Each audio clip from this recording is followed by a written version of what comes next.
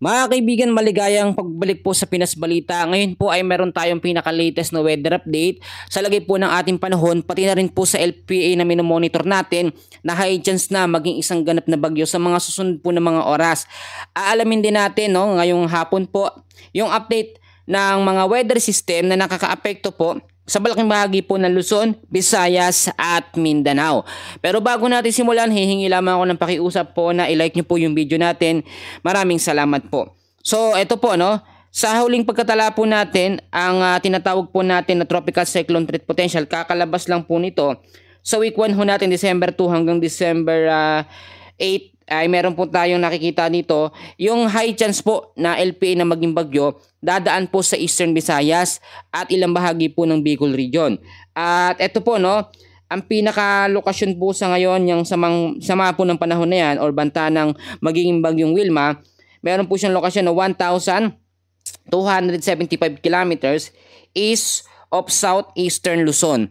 At dahil po ito ay nasa high risk or high chance po na maging bagyo sa mga susunod na mga oras at inaasahan paglipasin ng ilang mga oras ay nasa loob na ng ating Philippine Area of Responsibility, ay posibleng maapektuhan na ng trap or extension ng kanyang hangin ang ilang bahagi po ng Eastern Visayas. So may mga tsansa pa rin naman sa pagbabago ng direksyon nito at kinakailangan patuloy natin itong i-monitor. So ngayon po ay balikan natin yan. Meron din kasi tayong iba't ibang mga weather system na nagpapaulan, nagbibigay ng sama ng panahon sa iba't ibang bahagi ng ating bansa. Pero maganda ang panahon natin simula umaga, tanghali at ngayong hapon naman ay nakita naman natin yung mga maulap na kalangitan sa iba't ibang bahagi ng ating bansa dulot ng iba't ibang mga weather system.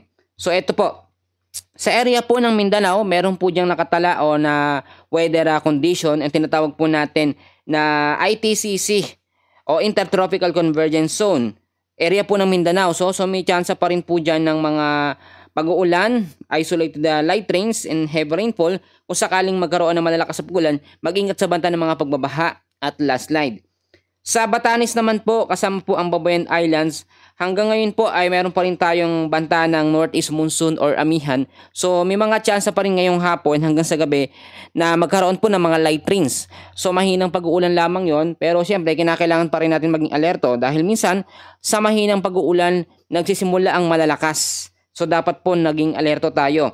At sa area naman po ng Metro Manila, the rest po ng ating bansa, sa Luzon, Visayas at Mindanao, yung mga lugar po na hindi ko nabanggit, ay may chance na maapektuhan naman po ng mga localized thunderstorms.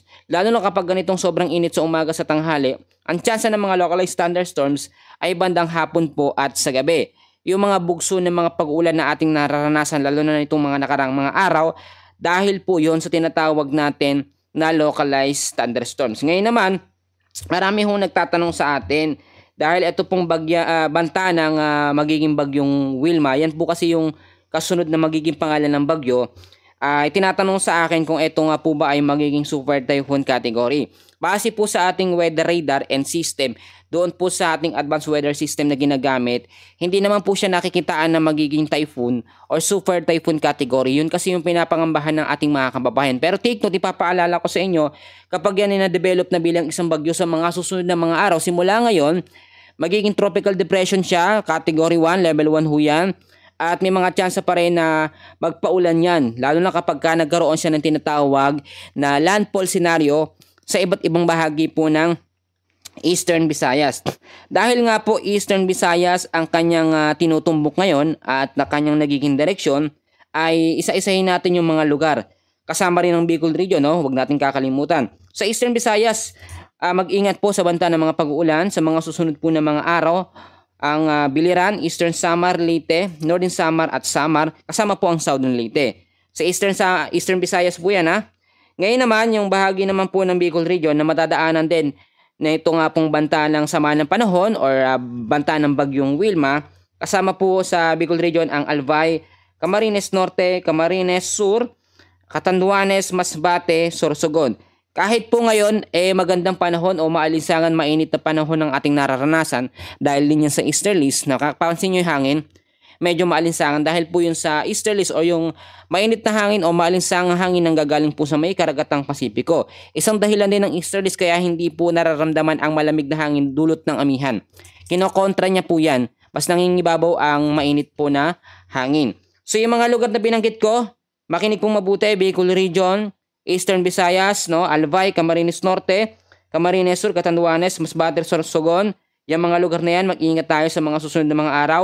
Biliran, Eastern Samar, Leyte, Northern Samar, Southern Leyte.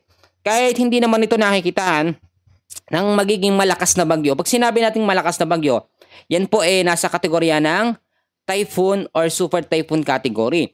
Yan po yung merong tinatawag na life-threatening na lakas ng hangin. Nakakatakot.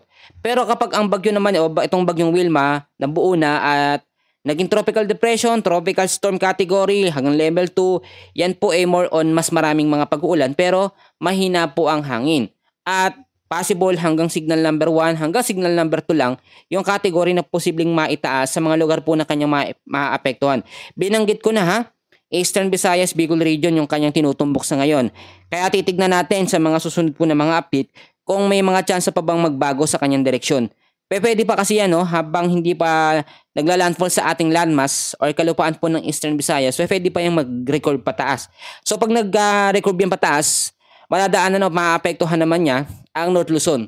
So hindi ko naman sinasabi na mas okay sa North Luzon, pero dahil nga po sa mga babanggaan niya ay itong bundok ng Sierra Madre, yung matataas na puno, no, pwede ding mas mabawasan yung pressure. Kapag sa Eastern sa Visayas kasi siya dumaan, wala masyadong bundok na pipigil. So in tendency, pag etong bagyo na to, banta ng bagyo na to na mabuo, sa mga susunod na mga oras ay mas lumakas or nagkaroon ng tinatawag na rapid intensification, nangyayari yan, hindi siya masyadong mapipigilan o mananatili yung lakas niya. From category 1, tropical depression hanggang tropical storm, pwede pong mangyari.